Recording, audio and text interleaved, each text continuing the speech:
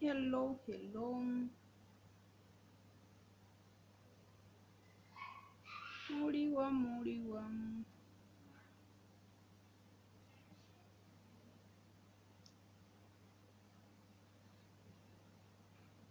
Balindako.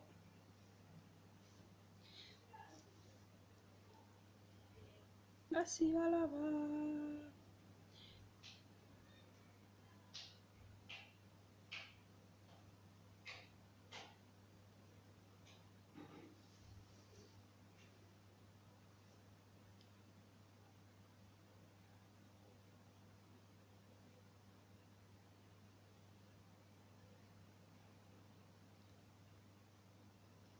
Mujja tunyumye mbabuulireko eshindeese bambi ba sweetheart. Anyway, kanjira njogera nga bwe mujja. Muli mutya musibi mutya mwenna bakikwano. Kansooke okwebaza. Waliwo post gye nakola nga ngamba nti no bakadaama tutandika okupostinga nga challenges zaffe ze tuyitamu. Neebaza mwenna abampabula kuba nasooka kukola eyo post naye nga nali njagala sooka postinga challenges zange ze mpiseemu naye ne ngamba kasooke tukyogereko nammwe.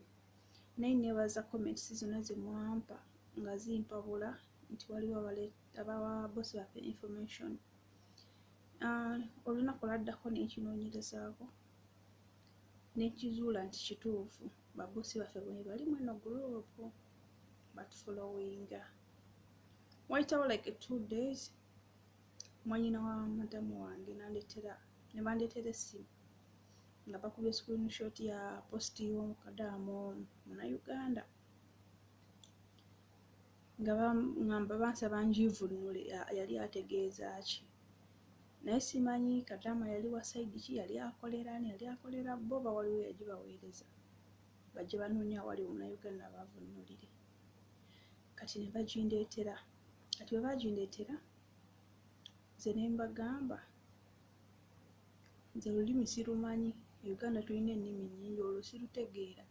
Ne bangamba no ono Kadaama Munnayuganda, ne mbagamba nti naye tulina ennimi nnyingi kati no lwe yawandiika si lulimi lwange sirumanyi, sibalina byategeeza.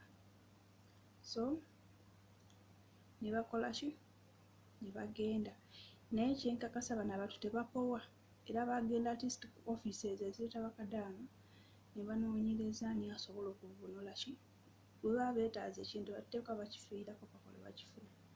Kati awo saamanya baba baalumba ewalala ne bafuna amawulire kuba nze ne post saagisoma nnyo okubalaga nti sibitegedde, nagitunulako butunuzi olwalaba nti Luganda ate ne ndabako nga gurupu yaffe Uganda ne UAE ne mmanya ono gimuwunyidde naye saakifaako nnyo ne mbalaga nze sibitegedde. Ekirala nali surprised bwe nakola post eyo nti ate ne nkola post ne mbagamba bannange batufolowinga wano eno mu gurupu waliwo abakozesa fake account bakama baffe.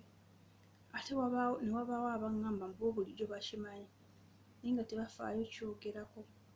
So ba sweet oba olina ky'otegedde ky'omanyi ekikola ki ekisobola otaasa munno ovaayo kyogere munno aleme bba mu buzibu. Nti waliwo abaali bamanyi nti kituufu mwe bali batufolowinga bakama baffe wano eno naye nga basirise nga teboogera. Tuleke kwefaako ffekka oleme gamba tebinkwatako kasita nze wendi nkola fine okola era ojamalako ogende naye ate waliwo munnajja muganda waayinza okujja awoobadde oba ewalala wonna.